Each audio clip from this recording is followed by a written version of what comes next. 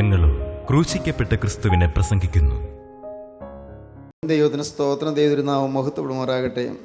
107 സങ്കീർത്തനം 28 വാക്യം മുതൽ നമുക്ക് വായിക്കാം. 28 വാക്യം മുതൽ. അവർ തങ്ങളുടെ കഷ്ടതയിൽ യഹോവയോട് നിലവിളിച്ചു. അവൻ അവരെ അവരുടെ ഞെരുക്കങ്ങളിൽ നിന്ന് വിടുവിച്ചു. അവൻ കൊടുങ്കാറ്റിനെ ശാന്തമാക്കി, തിരമാലകൾ അടങ്ങി.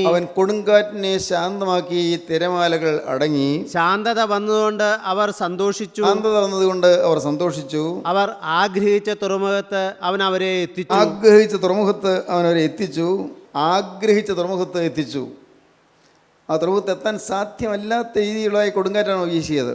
ഭയങ്കരമായ കൊടുങ്കാറ്റ്. അവിടെ ലക്ഷ്യസ്ഥാനത്ത് എത്തുകയില്ലെന്ന് തോന്നിപ്പോയി. ഈ നടുക്കടലിൽ തകർന്നു വീഴുമെന്ന് വിചാരിച്ചു. പക്ഷേ നിത്യനായ ദൈവം അവിടെ ഓടിയെത്തി അവരെ വിടുവിച്ചു. കൊടുങ്കാറ്റിനെ ശാന്തമാക്കി, തിരമാലകളെ അടങ്ങുമാറാക്കി. ദൈവം കൊടുങ്കാറ്റിനെ ശാന്തമാക്കി. കൊടുങ്കാറ്റുകൾ, അതാണ് നമ്മുടെ ചിന്താ വിഷയം. നിങ്ങൾക്ക് ഓർമ്മ കാണുമല്ലോ, കൊടുങ്കാറ്റ്. കർത്താവായ യേശുക്രിസ്തു പടയിൽ ഉള്ള സമയത്ത് കൊടുങ്കാറ്റ് ഊതി കർത്താവിനെ ശിഷ്യന്മാർ വിളിച്ച് ഉണർത്തി. കർത്താവ് എഴുന്നേറ്റ് കാറ്റിനെയും കടലിനെയും ശാസിച്ചു, ശാന്തത തന്നു. കർത്താവായ യേശു കൂടെ ഇല്ലാത്ത സമയത്ത് കൊടുങ്കാറ്റ് വന്നു. കർത്താവ് കടലിൻ്റെ അപ്പുറത്ത് നിൽക്കുകയാണ്. അപ്പോഴാണ് നടുക്കടലിൽ ഇവർ കൊടുങ്കാറ്റിനോട് പോരാടുന്നത്. ശിഷ്യന്മാർ ഭയചകിതരായിപ്പോയി. നടുക്കടലിൽ തീരുമെന്നവർക്ക് ഉറപ്പായി. യാതൊരു പ്രതീക്ഷയും ഉണ്ടായിരുന്നില്ല. പക്ഷേ യേശുക്രിസ്തു കടലിന്മേൽ നടന്നു വന്ന് അവരുടെ അടുക്കൽ വന്നു. യേശു പടകിൽ കയറി കാറ്റിനെ അമർച്ച് വരുത്തി. കൊടുങ്കാറ്റ് ശാന്തമായി, ഓളങ്ങളും ശാന്തമായി, തിരമാലകൾ അടങ്ങി. ദൈവത്തിന് സ്തോത്രം. മൂന്നാമത് നാം കണ്ടത് ഈശാനമൂലം എന്ന കൊടുങ്കാറ്റിനെക്കുറിച്ചാണ്. അതാണ് നാം അപ്പോസ്തല പ്രവൃത്തിയുടെ പുസ്തകം 27-14 വാക്യം. കുറെ കഴിഞ്ഞിട്ട് അതിന് വിരോധമായി ഈശാനമൂലൻ എന്ന കൊടുങ്കാറ്റ് അടിച്ചു. കപ്പൽ പോവുകയാണ്, കുഴപ്പമൊന്നുമില്ലാതെ പോവുകയായിരുന്നു. പക്ഷേ എപ്പോഴും മറപറ്റിയാണ് ഓടുന്നത്. ഈ പായ്ക്കപ്പൽ പോലത്തെ കപ്പലായതുകൊണ്ട്, ഇന്നത്തെ പോലുള്ള യന്ത്രസജ്ജീകരണങ്ങളൊന്നും അല്ലല്ലോ. അതുകൊണ്ട് കാറ്റിൻ്റെ ഗതിക്ക് അനുകൂലമാക്കിക്കൊണ്ട് വളരെ സൂക്ഷിച്ച് ഓരോ പ്രദേശത്തെത്തുമ്പോൾ, ഓരോ സ്ഥലത്തെത്തുമ്പോൾ അതിന് മറപറ്റി ഓടി അങ്ങനെ മുന്നോട്ട് പോവുകയായിരുന്നു. നല്ല ഭയപ്പാടുണ്ടായിരുന്നു കപ്പലിലുള്ളവർക്ക് എല്ലാവർക്കും. കപ്പിത്താനും ഭയപ്പാടുണ്ടായിരുന്നു. കാരണം എപ്പോഴാണ് കടൽ തിരമാലകളുടെ കൊടുങ്കാറ്റുകൊണ്ട് ഇളകുന്നത് അറിയാൻ വയ്യ. അപ്പോഴാണ് പെട്ടെന്ന് ഒരു വലിയ കൊടുങ്കാറ്റടിച്ചു. ഈശാനമൂലം എന്ന കൊടുങ്കാറ്റടിച്ചു. കപ്പലിൽ 276 പേരുണ്ട്. 276 പേര്. ഈ പൗലോസ്ലീഹ ഒഴികെയുള്ള ബാക്കി 275 പേർക്കും അവർക്ക് ദൈവവിശ്വാസമൊന്നുമില്ല. പക്ഷേ പൗലോസ്ലീഹ തടവുപുള്ളിയാണ്. യെരൂശലേമിൽ നിന്ന് റോമിലേക്ക് പോവുകയാണ്. എങ്കിലും തടവുപുള്ളിയാണെങ്കിലും പൗലോസ്ലീഹ ക്യാപ്റ്റനോട് പറഞ്ഞു, കപ്പിത്താനോട് പറഞ്ഞു, കേട്ടോ, ഈ യാത്രയിൽ വലിയ നാശനഷ്ടങ്ങൾ ഉണ്ടാകുമെന്ന് എനിക്ക് കർത്താവ് വെളിപ്പെടുത്തി തന്നിട്ടുണ്ട്. ആ മാലുമി എന്ന് വെച്ചാൽ കപ്പലിൻ്റെ ക്യാപ്റ്റൻ, ആ മാലുമിക്ക് അതങ്ങ് മനസ്സിലായില്ല. എന്താ അങ്ങനെ വെളിപ്പെടുത്തി തന്നു എന്നൊക്കെ പറഞ്ഞാൽ എന്താ മനസ്സിലാക്കാനാ? ദൈവം എനിക്ക് വെളിപ്പെടുത്തി തന്നു എന്ന് പറഞ്ഞാൽ എന്ത് മനസ്സിലാകും? ഒന്നും മനസ്സിലാവില്ലല്ലോ. വല്ല പ്രജാതികളല്ലേ, അവർക്കൊന്നും ഇത് മനസ്സിലാവുകയില്ല. എങ്കിലും പൗലോസ്ലീഹ പറഞ്ഞു, കേട്ടോ, സ്വർഗത്തിലെ ദൈവം ഈ രാത്രി എൻ്റെ അടുക്കൽ വന്നു, എന്നോട് പറഞ്ഞു ഈ യാത്രയിൽ വലിയ അനർത്ഥങ്ങൾ സംഭവിക്കാൻ പോകുന്നുണ്ട് എന്നോട് പറഞ്ഞു. അവർ ഗവനിച്ചില്ല. അതുകൊണ്ട് സൂക്ഷ്മതയോടൊന്നും കാര്യങ്ങൾ മുമ്പോട്ട് നീക്കിയില്ല. സംഭവിച്ചത് വലിയൊരാപത്തായിരുന്നു. ഈശാനമൂലൻ എന്ന കൊടുങ്കാറ്റടിച്ചു. ഭയങ്കരമായൊരു കൊടുങ്കാറ്റ്. കിഴക്കും പടിഞ്ഞാറും നിന്ന് ഒരുമിച്ച് വരുന്ന ഒരു കൊടുങ്കാറ്റ്. അതിൽ നിന്ന് ആ ചുഴലിക്കാറ്റിന് രക്ഷപ്പെടാൻ സാധ്യതയില്ല. ഈശാനമൂലൻ എന്ന കൊടുങ്കാറ്റ് ആ കപ്പലിന് എതിരായി, അതിന് വിരോധമായി ആ കൊടുങ്കാറ്റടിച്ചു.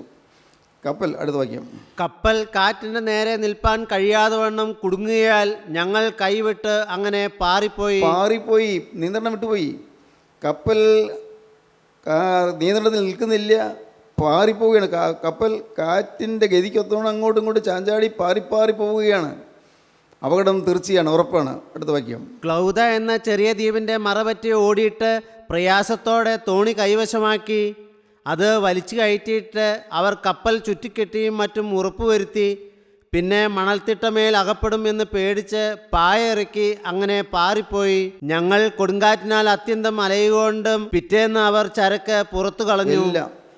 കപ്പലിലുള്ള ഭാരങ്ങളെല്ലാം പുറത്ത് കളഞ്ഞു, എല്ലാം കളഞ്ഞു. അങ്ങനെയെങ്കിലും കപ്പൽ ചാടാതിരിക്കട്ടെ എന്ന്. മനുഷ്യൻ ചെയ്യാവുന്നതെല്ലാം ചെയ്തു, മനുഷ്യൻ്റെ ബുദ്ധി കൊണ്ട് ചെയ്യാവുന്നതെല്ലാം ചെയ്തു. ദൈവത്തിന് സ്തോത്രം. അല്ലേ? നമ്മളങ്ങനെയല്ലേ? നമുക്ക് ചെയ്യാവുന്നതൊക്കെ നാം ചെയ്യുന്നുണ്ട്. എങ്ങനെയെങ്കിലും ഈ കടമൊന്ന് മാറിക്കിട്ടാൻ എന്താ പോകാൻ വഴി നാം ചെയ്യുന്നുണ്ട്. ഏതെങ്കിലും ഡോക്ടറെ കണ്ട ഈ രോഗം ഒന്ന് മാറിക്കിട്ടാൻ എവിടെയാണ് പോകേണ്ടത്, എവിടെയാണ് കാണേണ്ടത്, ഏത് ഡോക്ടറെയാണ് കാണേണ്ടത്, ഏത് ഹോസ്പിറ്റലിലാണ് പോകേണ്ടത്, നാം ചെയ്യാവുന്നെല്ലാം ചെയ്യുന്നുണ്ട്. അനേകം കൊടുങ്കാറ്റുകളാണ് നമുക്കിന്ന് അനുഭവിക്കേണ്ടി വരുന്നത്. ദൈവത്തിന് സ്തോത്രം.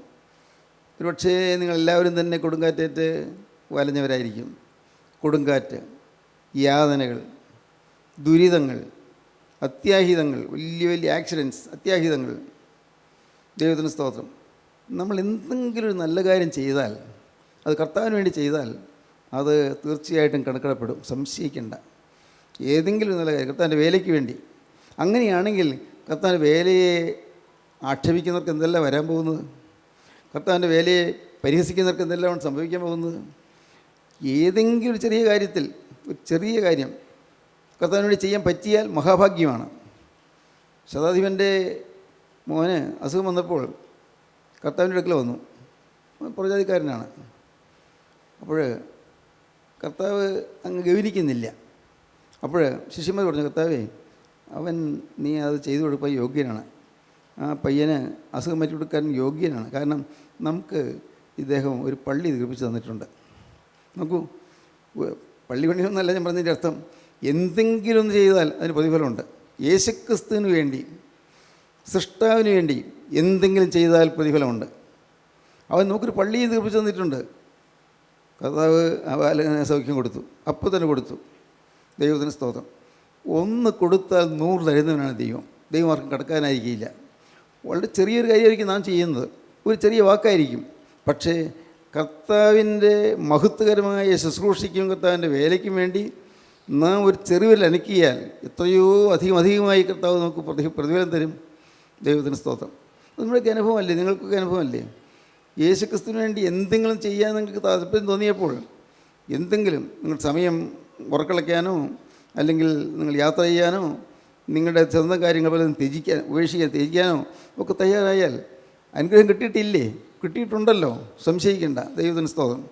അത് നിങ്ങൾക്ക് ഓരോരുത്തരുടെ അനുഭവമാണ്, എൻ്റെയും അനുഭവമാണ്. യേശുക്രിസ്തുവിന് വേണ്ടി ഉറക്കളച്ചു, യേശുക്രിസ്തുവിന് വേണ്ടി, യേശുക്രിസ്തുവിൻ്റെ നാമത്തിൻ്റെ മഹത്വത്തിന് വേണ്ടി യാത്ര ചെയ്തു, ക്ലേശിച്ചു. ദൈവമേ സ്തോത്രം. ഞാൻ ഓർക്കുന്നു, ഈ അങ്ങ് കോളേജ് കഴിഞ്ഞ് 3:30 ഇറങ്ങി പുറപ്പെട്ട് അടുത്ത ബസ്സിന് കയറി മൂവാറ്റുപുഴ എത്തുന്നു.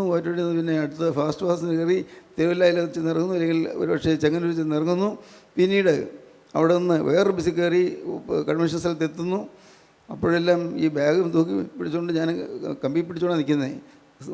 സ്ഥലമില്ല, ബസ്സിൽ സ്ഥലമില്ല. ഞാൻ ഓർക്കുന്നു, അങ്ങനെ കർത്താവിന് വേണ്ടി ഓടുവാൻ എനിക്കൊരു മനസ്സ് വന്നത് എന്തുകൊണ്ടോ ദൈവം തന്നൊരു കൃപയാണ്. അതുകൊണ്ട് എനിക്ക് എന്തൊരു സമാധാനമാണ് കിട്ടിയത്. കുടുംബത്തിൽ സമാധാനം കിട്ടി. നിങ്ങൾ ക്രിസ്തുവിന് വേണ്ടി എന്തെങ്കിലും ചെയ്താൽ തീർച്ചയായിട്ടും കർത്താവ് കടക്കാരനായിരിക്കില്ല, ഉറപ്പാണ്.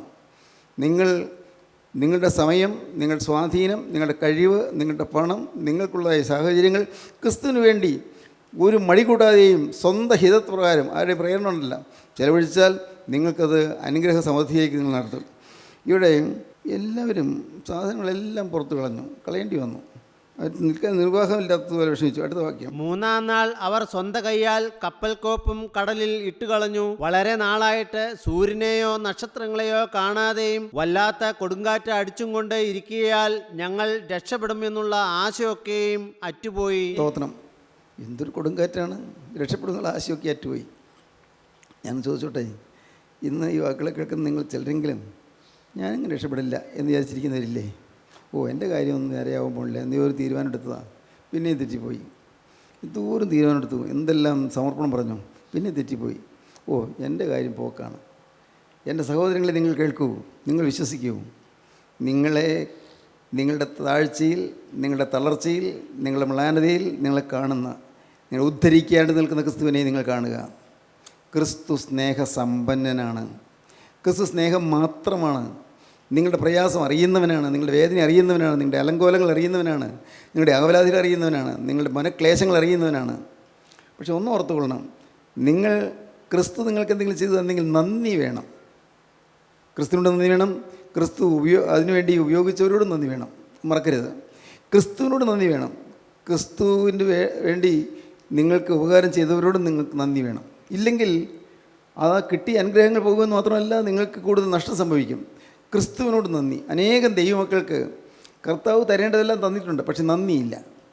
കർത്താവ് തരേണ്ടതൊക്കെ തന്നു, എല്ലാം തന്നു, ചോദിച്ചതൊക്കെ തന്നു. ഇനിയും ചിലത് നിങ്ങൾക്ക് കിട്ടേണ്ട ആവശ്യമുണ്ട്, അതും തരും. പക്ഷേ നന്ദി വേണം, നന്ദിയുള്ള ജീവിതം. യേശുക്രിസ്തുവിനോട് നന്ദി. എൻ്റെ കർത്താവേ, എനിക്ക് അർഹതയില്ലാഞ്ഞിട്ട് നീ എന്നെ സ്നേഹിച്ചുവല്ലോ, ഞാൻ പാവിയായിരുന്നിട്ട് നീ എൻ്റെ കാര്യങ്ങൾ അന്വേഷിച്ചല്ലോ, ഒരു നന്ദി. ദൈവത്തിന് സ്തോത്രം. നമുക്കറിയാൻ പാടില്ലേ, ഈ ഭൂമിയിൽ നമുക്കൊരു ഉപകാരം ചെയ്തുകൊണ്ട് നമുക്ക് നന്ദിയില്ലേ? ഞാൻ എന്നും പ്രാർത്ഥിക്കുമ്പോൾ ഒടുവിൽ ഹൈസ്കൂളിലെ ഹെഡ് മാസ്റ്റർ മത്തായി സാറിൻ്റെ കാര്യം ഓർക്കും, പ്രാർത്ഥിക്കും. എന്താണ്? മത്തായി സാറിന് വേണ്ടി ഞാൻ പ്രാർത്ഥിക്കും. മത്തായി സാറ് ഈ ഭൂമിയിലെ എൻ്റെ ഭൗതികമായ ജീവിതത്തിൽ എൻ്റെ അഭിവൃദ്ധിക്ക് കാരണക്കാരൻ അദ്ദേഹമാണ്. ദൈവം അദ്ദേഹത്തെയാണ് ഉപയോഗിച്ചത്. അദ്ദേഹത്തിൻ്റെ ഉത്സാഹം കൊണ്ട് മാത്രമാണ് ഞാൻ പഠിക്കാൻ 10ാം ക്ലാസ് കഴിഞ്ഞിട്ട് പഠിക്കാൻ മുന്നോട്ട് പോയത്. അദ്ദേഹം മാത്രം. അദ്ദേഹം പൈസ തന്ന് സഹായിച്ചു, അദ്ദേഹം പ്രോത്സാഹനം തന്നു, ഓരോ ചുവടുവയ്പ്പിലും എന്നെ സഹായിച്ചു. നോക്കണേ, അത് ഒരു അത്ഭുതം പറയാം. അദ്ദേഹം മരിക്കുന്നത് ഈ വീട്ടിൽ കിടന്നാണ്. ദൈവത്തിന് സ്തോത്രം. അതൊക്കെ ഒരു അത്ഭുതമാണ്. അദ്ദേഹം റിട്ടയർ ചെയ്തതിനു ശേഷം അദ്ദേഹം കൂട്ടായ്മയിൽ വന്നു. കൂട്ടായ്മയുടെ ഒരു പ്രധാനപ്പെട്ട ആളായി. ദൈവത്തിൻ്റെ വേലയ്ക്ക് വേണ്ടി ഞങ്ങൾ എവിടെ പോകുമ്പോഴും കൂടെ പോരും. ദൈവത്തിന് സ്തോത്രം. ഒരവസരത്തിൽ കോഴിക്കോട്ട് ഞങ്ങൾ ഒരു പ്രസംഗത്തിന് പോവുകയായിരുന്നു. സാറും ഉണ്ടായിരുന്നു. ആർക്കും പറ്റിയില്ല. പക്ഷേ വാൻ ഒരു ഭാഗത്തേക്ക് ഒന്ന് ഇടിച്ചു. ഒരു വാനില്ല പോയത്. ദൈവത്തിന് സ്തോത്രം. ആർക്കൊന്നും പറ്റിയില്ല, വണ്ടിക്കും കാര്യമായിട്ടൊന്നും പറ്റിയില്ല. ദൈവത്തിന് സ്തോത്രം. ഞാൻ ഓർക്കുന്നു, ഞങ്ങളുടെ കൂടെ കർത്താവിൻ്റെ വേലയെ അദ്ദേഹം സഹകരിച്ചു വന്നു. ഞാൻ എന്തുകൊണ്ട് ഞാൻ അദ്ദേഹത്തെ ഓർക്കാൻ കാരണം, അദ്ദേഹത്തിന് വേണ്ടി പ്രാർത്ഥിക്കാൻ കാരണം, എനിക്ക് ഉപകാരം ചെയ്ത ആളാണ്, എന്നെ സഹായിച്ച ആളാണ്.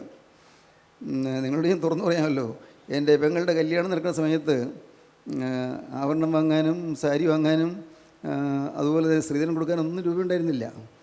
ഇവിടെ ഒന്നും ഉണ്ടായിരുന്നില്ല. കാര്യം എനിക്കും ആലീസിന് ശമ്പളമുണ്ട്, പക്ഷേ രൂപയൊന്നും ഉണ്ടായിരുന്നില്ല, നീക്കിവാക്കിയൊന്നും ഉണ്ടായിരുന്നില്ല. അന്ന് സാറിനോട് ചോദിച്ചു, നിനക്ക് എത്ര രൂപ വേണ്ടതെന്ന് ചോദിച്ചു. എത്ര രൂപ വേണ്ടതെന്ന് ചോദിച്ചു. ഒരു മടിയും കൂടാതെ. ഞാൻ പേടിച്ചാണ് അത്രയും ചോദിച്ചാൽ പറ്റുമെന്ന് ചോദിച്ചു. പേടിച്ച് ചോദിച്ചു. സാറ് അതിനപ്പുറം തന്നു. പിന്നെ ഭാഗ്യവശാൽ സ്കൂളിൽ ഞാൻ എൻ്റെ ശമ്പളം കിട്ടുമ്പോൾ അതെല്ലാം തിരിച്ച് കൊടുത്തുകൊണ്ടിരുന്നു. അപ്പോഴപ്പോൾ കുറേശ്ശെ കൊടുത്തുകൊണ്ടിരുന്നു. ദൈവത്തിന് സ്തോത്രം. ഞാൻ പറഞ്ഞത്, നമുക്ക് ആരെങ്കിലും ഒരു കാര്യം നന്മ ചെയ്താൽ നന്ദി വേണം. ഒരിക്കലും മറക്കരുത്. നന്ദി ഇല്ലെങ്കിൽ നമ്മിലുള്ളതായ ദൈവകൃപ മാറിപ്പോകും. ദൈവത്തിന് സ്തോത്രം. അവർ ആ ഭാഗത്തെത്തിയപ്പോഴേക്കും പ്രതീക്ഷയെല്ലാം അറ്റു, പ്രത്യാശ നശിച്ചു. ആ വാക്യം ഒന്നുകൂടെ വായിക്കൂ. വളരെ നാളായിട്ട് സൂര്യനെയോ നക്ഷത്രങ്ങളെയോ കാണാതെയും വല്ലാത്ത കൊടുങ്കാറ്റ് അടിച്ചും കൊണ്ടിരിക്കിയാൽ ഞങ്ങൾ രക്ഷപ്പെടുമെന്നുള്ള ആശയൊക്കെയും അറ്റുപോയി. വല്ലാത്ത കൊടുങ്കാറ്റ് അടിച്ചുകൊണ്ടിരിക്കുകയായിരുന്നു. രക്ഷപ്പെടുന്നുള്ള ആശയൊക്കെയും അറ്റുപോയി. ഈ എന്തൊരു ദയനീയമായ അവസ്ഥ. 276 പേരുള്ള കപ്പലിൽ എല്ലാവരും കൂട്ടത്തോടെ മരിക്കുമെന്ന് മനസ്സിലായി. രക്ഷപ്പെടുന്നുള്ള ആശയൊക്കെയും അറ്റുപോയി. വളരെ നാളായിട്ട് സൂര്യനെയും കാണുന്നില്ല, നക്ഷത്രങ്ങളെയും കാണുന്നില്ല. രാത്രി ഏതാ പകലേതാ അറിയാൻ പാടില്ല, ദിക്കും അറിയാൻ പാടില്ല. ഇന്നാണെങ്കിൽ ഇപ്പോൾ ഈ വടക്കുനോക്കി യന്ത്രങ്ങളും അതുപോലുള്ളതായ റഡാർ സിസ്റ്റംസൊക്കെ ഉണ്ട്, ഇന്ന് മനസ്സിലാകുമായിരിക്കും. അന്നതൊന്നും ഇല്ലല്ലോ. എവിടെയായി അറിയാൻ പാടില്ല. കൂരിട്ട്, പകലും കൂരിട്ട്. കാരണം പകലിൻ്റെ അകത്തിന് തിരിച്ചറിയാൻ പാടില്ല. സൂര്യനും ഇല്ല, നക്ഷത്രങ്ങൾ. കാരണം ആകാശം കറുത്തിരണ്ട മേഘങ്ങളാൽ നിറഞ്ഞിരിക്കുകയാണ്. ഈ കരിമേഘങ്ങളാൽ നിറഞ്ഞിരിക്കുന്ന ആകാശം, അവിടെ വെളിച്ചത്തിൻ്റെ ഒരു കണിക പോലും ഇല്ല. എന്തു ചെയ്യും? അങ്ങനെ ഇനി രക്ഷപ്പെടുന്നുള്ള ആശയൊക്കെ ഏറ്റുപോയി. ജീവിതം തീരാൻ പോവുകയാണ്. സ്തോത്രം. ദൈവത്തിൻ്റെ ഒരു നാമം മഹത്വപ്പെടട്ടെ. സഹോദരങ്ങളെ, ഞാൻ ചോദിക്കട്ടെ, ആശയൊക്കെ ഏറ്റവും വിചാരിച്ചിരിക്കുന്നവരുണ്ടോ? ഭർത്താവിന് മാരകമായ രോഗമാണ്, ഇനി ആശയില്ല, നിരാശപ്പെട്ടിരിക്കുന്നവരുണ്ടോ?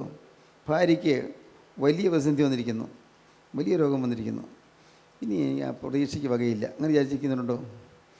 ഒരു ജോലി ഉണ്ടായിരുന്നു, ജോലി പോയി, ഇനി അതും കിട്ടാൻ പോകുന്നില്ല. ഉണ്ടായിരുന്ന ജോലി പോയി, വരുമാനമൊന്നുമില്ല, എന്ത് ചെയ്യുമെന്ന് എനിക്കറിയാൻ പാടില്ല.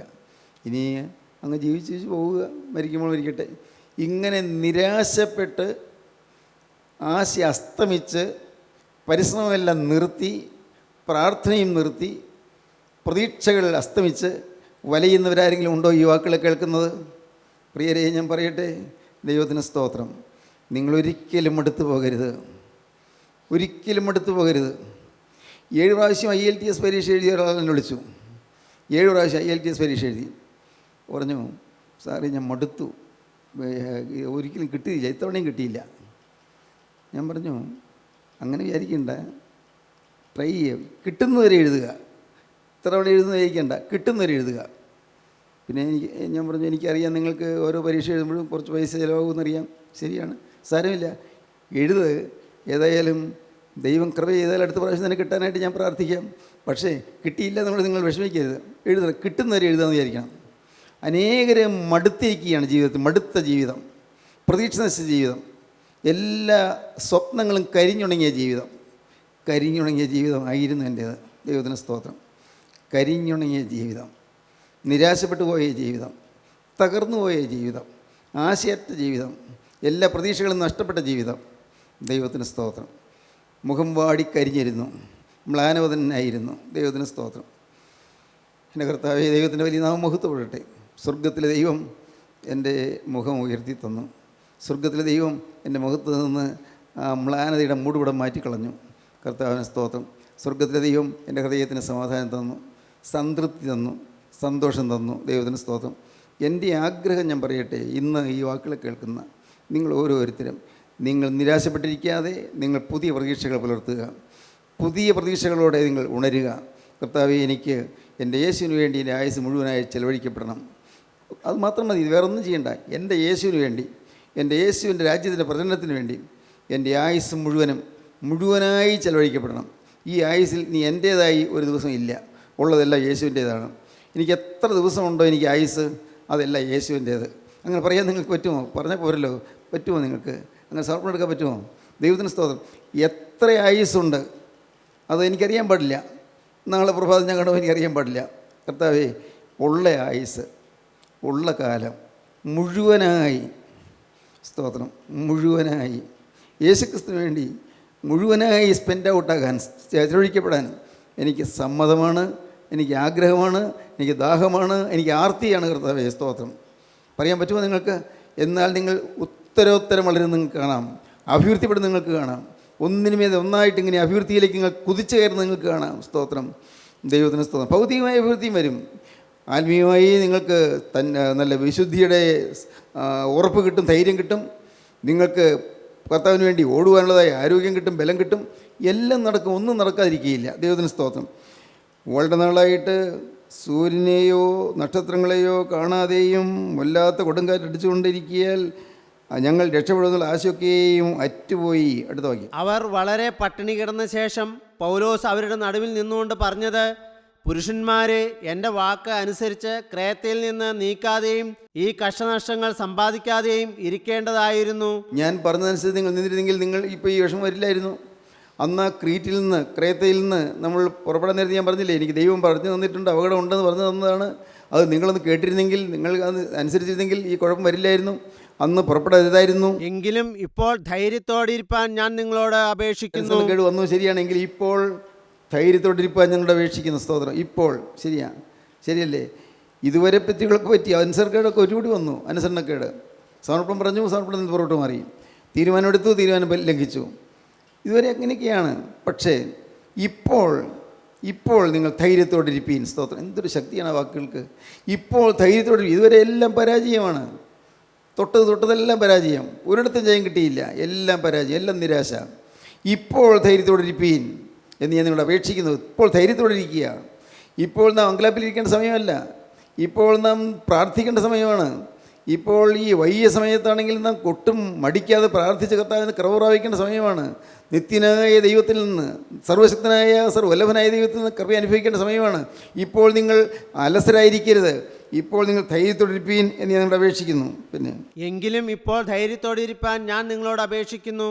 കപ്പലിനല്ലാതെ നിങ്ങളിൽ ആരുടെയും പ്രാണന് ഹാനി വരികയില്ല. വ്യക്തമാണ്. വീണ്ടും പറയുക, ധൈര്യത്തോടെ പറയുന്നത്. കപ്പലിന് കേടുവരും, പക്ഷേ നമ്മുടെ ആരുടെയും പ്രാണൻ നശിക്കില്ല, മരിക്കില്ല. ഇത് കപ്പൽ ഛേദത്തിൽ നമ്മൾ ആരും മരിക്കാൻ പോകുന്നില്ല. എൻ്റെ കർത്താവ് എനിക്ക് വെളിപ്പെടുത്തി തന്നാണെന്നാണ് പറയുന്നത്. ഇത് സ്വർഗ്ഗത്തിലെ ദൈവം എനിക്ക് വെളിപ്പെടുത്തി തന്നു. നല്ല ധൈര്യത്തിൽ പറയുന്നത്. കാരണം ദൈവമായിട്ടുള്ള ബന്ധത്തിലാണ് നിൽക്കുന്നത്. ഈ വലിയ കൊടുങ്കാറ്റിന് മധ്യത്തിൽ ദൈവമായിട്ടുള്ള ബന്ധം പോയില്ല. സ്നേഹിതരെ, നിങ്ങൾ ഓർക്കൂ, ഏത് വലിയ കൊടുങ്കാറ്റ് വരുമ്പോഴും, ഏത് വലിയ അത്യാഹിതം വരുമ്പോഴും, വലിയ മാരകമായ രോഗം വരുമ്പോഴും ദൈവത്തോടുള്ള ബന്ധം പോകരുത്, ദൈവ സാന്നിധ്യം പോകരുത്. വളരെ പ്രധാനപ്പെട്ട കാര്യമാണ് ഈ പറയുന്നത്. സ്തോത്രം. എപ്പോഴെങ്കിലും നിങ്ങൾ സമയത്ത് നിങ്ങൾക്ക് വരൾച്ച തോന്നുമ്പോൾ ഉടനെ നിങ്ങൾ തിരിഞ്ഞു നോക്കണം. എൻ്റെ കർത്താവേ, ചിലപ്പോൾ യാത്ര ചെയ്യുമ്പോഴായിരിക്കും, കർത്താവേ, എവിടെയെങ്കിലും എനിക്ക് തെറ്റുപറ്റിയോ, എൻ്റെ മനോഭാവത്തിൽ എവിടെയെങ്കിലും പാവം വന്നിട്ടാണോ നിൻ്റെ സാന്നിധ്യം പോയത്? ചിന്തിക്കണം. അപ്പോൾ ചിലപ്പോൾ ഒരു പക്ഷേ നമ്മുടെ ചിന്തയിൽ കൂടി പോയ ഏതെങ്കിലും ഒരു കാര്യമായിരിക്കും, ആരെക്കുറിച്ചെങ്കിലും ചിന്തിച്ച ഒരു കാര്യമായിരിക്കും ദൈവം പ്രസാദിക്കാത്തത്. അത് ഉടനെ തിരിച്ചറിയുന്നു, കർത്താവെ ക്ഷമിക്കണമേ, ഉടനെ യഥാസ്ഥാനപ്പെടും. പെട്ടെന്ന് കർത്താവ് യഥാസ്ഥാനപ്പെടുത്തും, ഒട്ടും വൈകിയില്ല. അതുകൊണ്ട് നിങ്ങൾ എപ്പോഴും ക്രിസ്തുവിൻ്റെ സാന്നിധ്യം വേണമെന്ന് ആഗ്രഹിച്ചുകൊള്ളണം. ക്രിസ്തുവിൻ്റെ സാന്നിധ്യം കൂടിയേ പറ്റൂ. എപ്പോഴാണെങ്കിലും ഏത് സമയത്താണെങ്കിലും ക്രിസ്തുവിൻ്റെ സാന്നിധ്യമുണ്ട്. ആ സാന്നിധ്യം ഉള്ളതുകൊണ്ടാണ് ഞാൻ ജീവിച്ചിരിക്കുന്നത്. ആ സാന്നിധ്യം ഉള്ളതുകൊണ്ടാണ് എനിക്ക് ഇത്ര ആരോഗ്യമുള്ളത്. ആ സാന്നിധ്യം ഉള്ളതുകൊണ്ടാണ് എനിക്കിത്രയും സംസാരിക്കാൻ പറ്റുന്നത്. ആ സാന്നിധ്യം അതാണ് എന്നെ ഇന്ന് നിർത്തിയിരിക്കുന്ന. ദൈവത്തിന് സ്തോത്രം. ക്രിസ്തുവിൻ്റെ സാന്നിധ്യം, the very presence of God, ദൈവത്തിൻ്റെ സാന്നിധ്യം കിട്ടുക വലിയൊരു ഭാഗ്യമാണത്, ദൈവ സാന്നിധ്യം. ഇപ്പോൾ നിങ്ങളൊരു സെക്കൻഡ് ചിന്തിക്കൂ, നിങ്ങൾ ചിന്തിക്കുക, ഈ ക്രിസ്തുവിൻ്റെ സാന്നിധ്യം എപ്പോഴും എനിക്കുണ്ടോ? കാരണം വചനമൊക്കെ കേട്ടു, പറഞ്ഞ കാര്യങ്ങൾ പോലെ എനിക്ക് മനസ്സിലായി. ഇപ്പോൾ യേശു ക്രിസ്തു എൻ്റെ ഈ ഹൃദയത്തിനുള്ളിൽ വസിക്കുന്നുണ്ടോ? ക്രിസ്തു അവിടെ പ്രസന്നതയോടെ ഇരിക്കുന്നുണ്ടോ? അതോ കർത്താവ് ശ്വാസം മുട്ടിയിരിക്കുകയാണോ? അതോ കർത്താവ് വെളിയിൽ നിന്നുകൊണ്ട് മുട്ടിക്കൊണ്ട് നിൽക്കുകയാണോ? കർത്താവ് ദൂരെ നിൽക്കുകയാണോ? എന്നിൽ നിന്ന് ദൂരെ അകന്നു പോയിരിക്കുകയാണോ? ഇപ്പോഴത്തെ എൻ്റെ അവസ്ഥ എന്താണ്? പ്രിയപ്പെട്ടവർ, നിങ്ങൾ അവരെ ആരെയും നോക്കണ്ട, തന്നെ ചിന്തിച്ചാൽ മതി. ഇപ്പോഴത്തെ അവസ്ഥ എന്താണ്? ചിന്തിക്കണം. ഇന്നിപ്പോൾ ചിന്തിക്കുക മാത്രമല്ല, എന്നും ചിന്തിക്കണം, എപ്പോഴും ചിന്തിക്കണം. ഇപ്പോഴത്തെ അവസ്ഥ എന്താണ്? ക്രിസ്തു എന്നിൽ നിന്ന് മാറിപ്പോയോ? കർത്താവിൻ്റെ വലിയ നാമം മഹത്വപ്പെടട്ടെ. അങ്ങനെ എപ്പോഴും ആ ജാഗ്രതാവസ്ഥയിൽ നിൽക്കുകയാണെങ്കിൽ കർത്താവായ യേശു ക്രിസ്തുവിൻ്റെ സാന്നിധ്യം നിങ്ങൾക്ക് കിട്ടുമെന്ന് മാത്രമല്ല, നിങ്ങൾ സകല പാപങ്ങളും കർത്താവ് ക്ഷമിച്ചു തരികയും നിങ്ങളെ ആനന്ദവായ്പോടെ ഉയർത്തിയെടുക്കുകയും ചെയ്യും, ഉദ്ധരിക്കും. ദൈവത്തിന് സ്തോത്രം. എന്നാൽ ഇപ്പോൾ ധൈര്യത്തോടിരിപ്പാൻ ഞാൻ നിങ്ങളുടെ അപേക്ഷിക്കുന്നു. കപ്പലിനല്ലാതെ നിങ്ങൾ ആരുടെയും പ്രാണന് ഹാനി വരികയില്ല. എൻ്റെ ഉടയവനും ഞാൻ സേവിച്ചു വരുന്നവനുമായ ദൈവത്തിൻ്റെ ദൂതൻ ഈ രാത്രിയിൽ എൻ്റെ അടുക്കൽ നിന്ന്, പൗലോസേ, ഭയപ്പെടരുത്, നീ കൈസരുടെ മുമ്പിൽ നിൽക്കേണ്ടതാകുന്നു.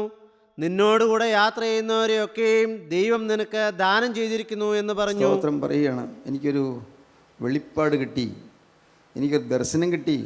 എൻ്റെ ദൈവം എൻ്റെ അടുക്കൽ വന്നു. ഈ രാത്രി ദൈവം വന്നു, പൗലോസേ ഭയപ്പെടരുത്, നീ കൈസരുടെ മുമ്പിലെത്തും, നീ റോമിലെത്തും, സംശയിക്കേണ്ട. ഈ കപ്പലിൽ അടിഞ്ഞു പോയില്ല, നീ റോമിലെത്തും. ഈ കപ്പൽ റോമിലേക്ക് പോവുകയാണല്ലോ, റോമിലെത്തും. നീ സീസറുടെ മുമ്പിൽ ചെല്ലും. ഒക്കെ സത്യമായി നിനക്കവിടെ എത്താൻ പറ്റും. തന്നെയല്ല, ഈ കപ്പലിലുള്ള ബാക്കി 275 പേർക്കും യാതൊരു അപകടവും വരികയില്ല, ഹാനി വരികയില്ല. സ്തോത്രം. എന്തൊരു ധൈര്യമാണ്. സ്തോത്രം. എൻ്റെ പ്രിയപ്പെട്ടവരെ, ഇന്ന് നിങ്ങളുടെ ധൈര്യം പ്രാപിക്കണം. ഈ ധൈര്യം പ്രാപിക്കണം, വേറൊന്നും വേണ്ട. നിങ്ങൾ ഭീരുക്കളാകരുത്, നിങ്ങൾ പിശാചിനിടം കൊടുക്കരുത്, ഭയപ്പെടരുത്, ഒന്നിലും ഭയപ്പെടരുത്. എന്ത് വന്നാലും എന്താണ്? വന്നാലെന്താ? ഞാൻ മരിച്ചാൽ ഞാൻ യേശുവിൻ്റെ കൂടെ, ജീവിച്ചാലും ഞാൻ യേശുവിന് വേണ്ടി. എന്താ പേടിക്കാനുള്ളത്? ഞാൻ മരിച്ചാൽ ഞാൻ യേശുവിൻ്റെ കൂടെ. ഭൗതിക ശരീരയുടെ മണ്ണിൽ വിസ്മയിക്കും, പക്ഷേ എൻ്റെ ആത്മാവ് നിത്യതയിൽ ക്രിസ്തുവിൻ്റെ ഇടയിലെത്തും. ഈ ഒരു ഉറപ്പ് നോക്ക് വേണം. അത് കിട്ടിയേ പറ്റൂ, ഒരിക്കലും മാറ്റിക്കളയരുത്. അത് നിങ്ങളുടെ ഹൃദയത്തിൽ എപ്പോഴും നിറഞ്ഞു നിൽക്കണം. യേശു ക്രിസ്തുവിൻ്റെ അകത്തിരിക്കുന്നു, യേശു ക്രിസ്തുവിൻ്റെ ഹൃദയത്തിലിരിക്കുന്നു, യേശു ക്രിസ്തുവിൻ്റെ ജീവിതത്തിൻ്റെ നിയന്ത്രണം ഏറ്റെടുത്തിരിക്കുന്നു. എൻ്റെ ഭരണം യേശുവിൻ്റെ കയ്യിലായിരിക്കുന്നു. എന്നെ യേശു ഏറ്റെടുത്തിരിക്കുന്നു, എൻ്റെ കാര്യം യേശു ഏറ്റെടുത്തിരിക്കുന്നു. എന്നെ മാത്രമല്ല, എൻ്റെ കുടുംബത്തെയും യേശു ഏറ്റെടുത്തിരിക്കുന്നു. എന്നെ മാത്രമല്ല, എൻ്റെ കുടുംബത്തെയും മാത്രമല്ല, എൻ്റെ കൂട്ടായ്മയെയും യേശു ഏറ്റെടുത്തിരിക്കുന്നു. എൻ്റെ ദൈവമക്കളെ, എൻ്റെ കൂട്ടായ്മയിലുള്ള ദൈവമക്കളെ യേശു ഏറ്റെടുത്തിരിക്കുന്നു. എൻ്റെ സഹോദരന്മാരെ യേശു ഏറ്റെടുത്തിരിക്കുന്നു. ഒരു ഉറപ്പ് നിങ്ങൾക്ക് വേണം പ്രിയപ്പെട്ടവർ, നിങ്ങൾക്കൊരു ഉറപ്പ്, ഒരു ധൈര്യം വേണം.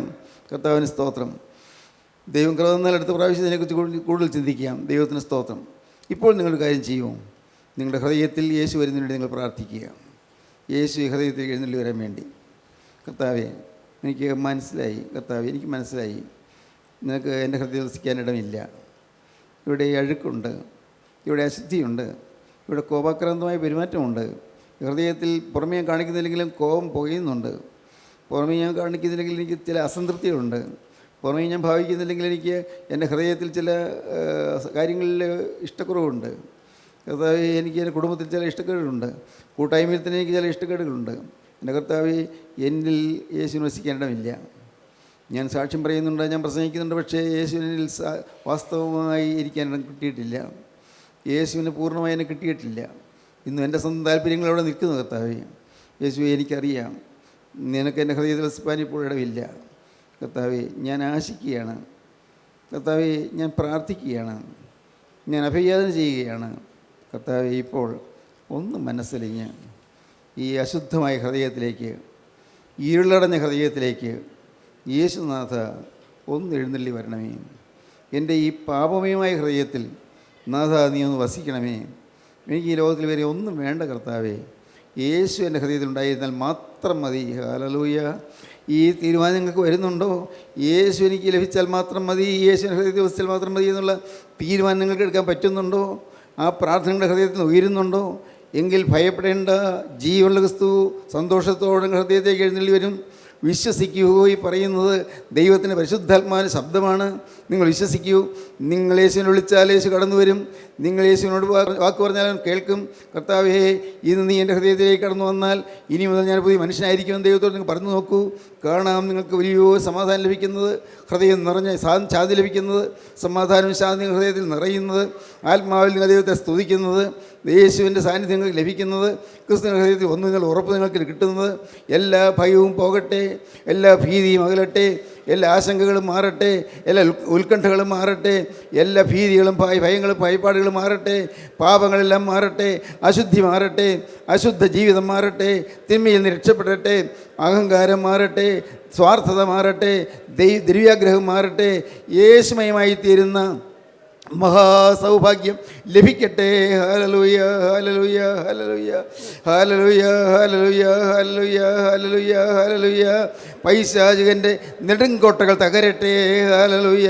ശാപദോഷങ്ങൾ മാറട്ടെ. ഹല്ലേലൂയ, ഹല്ലേലൂയ, ഹല്ലേലൂയ. പാപങ്ങളെല്ലാം പരിഹരിക്കപ്പെടട്ടെ. ഹല്ലേലൂയ. യേശുവിൻ്റെ തിരുരക്തം ഗുണകരമായി സംസാരിക്കട്ടെ. ഹല്ലേലൂയ. യേശുവിൻ്റെ തിരുരക്തങ്ങളെ കഴുകട്ടെ. ഹല്ലേലൂയ, ഹല്ലേലൂയ, ഹല്ലേലൂയ, ഹല്ലേലൂയ. സ്വർഗ്ഗത്തിന് തീക്കനൽ നിങ്ങൾ നെറ്റിയിൽ തൊടിയിക്കട്ടെ. Hallelujah, hallelujah. ഹൃദയം തുറക്കട്ടെ. ദൈവനാമം മഹത്വപ്പെടട്ടെ. പരിശുദ്ധാത്മാവ് പ്രവേശിക്കട്ടെ. ഹല്ലേലൂയ, ഹല്ലേലൂയ, ഹല്ലേലൂയ. ദൈവത്തെ നോക്കി വിളിക്കുന്നവർ, കർത്താവിൻ്റെ കൃപയ്ക്ക് വേണ്ടി യാചിക്കുന്നവർ ഇരുവരും ഉയർത്തുകയും ദൈവത്തിന് സ്തോത്രം. ഹല്ലേലൂയ, ഹല്ലേലൂയ, ഹല്ലേലൂയ. ഞങ്ങളുടെ ജീവനുള്ള ദൈവമേ, ഞങ്ങളുടെ കരുണയുള്ള കർത്താവേ, മനോഹരമായ സമയത്തിനായി ഞങ്ങൾ നിന്നെ സ്തുതിക്കുന്നു കർത്താവേ. നാഥ, ഇതുവരെ ഞങ്ങളുടെ ഹൃദയത്തിൻ്റെ ഉള്ളിൽ നിന്നിരുന്ന യേശു ഞങ്ങളുടെ ഉള്ളിലേക്ക് വന്നു എന്നുള്ള ഉറപ്പ് ലഭിക്കുവാൻ തക്കവണ്ണം കർത്താവേ, സുബോധത്തിൻ്റെ ആത്മാവ് ഞങ്ങളുടെ മേൽ ഊതണമേ എന്ന് പ്രാർത്ഥിക്കുന്നു കർത്താവേ. എല്ലാവരെയും അനുഗ്രഹിക്കണം കർത്താവേ. എൻ്റെ നാഥ, അവിടുത്തെ രണ്ടാമത്തെ വരയിൽ പറന്നു വരുന്ന വിശുദ്ധന്മാരുടെ നിലയിൽപ്പാൻ ഞങ്ങളെല്ലാവരും യോഗ്യരാക്കി തീർക്കണമേ. തിരുനാമം മഹത്വപ്പെടുത്തണമേ. യേശു ക്രിസ്തുവിൻ്റെ രാജകീയ നാമത്തിൽ പ്രാർത്ഥിക്കുന്ന കൃപയോടെ കേൾക്കണമേ. ആമീൻ. ഹല്ലേലൂയ. സ്തോത്രം.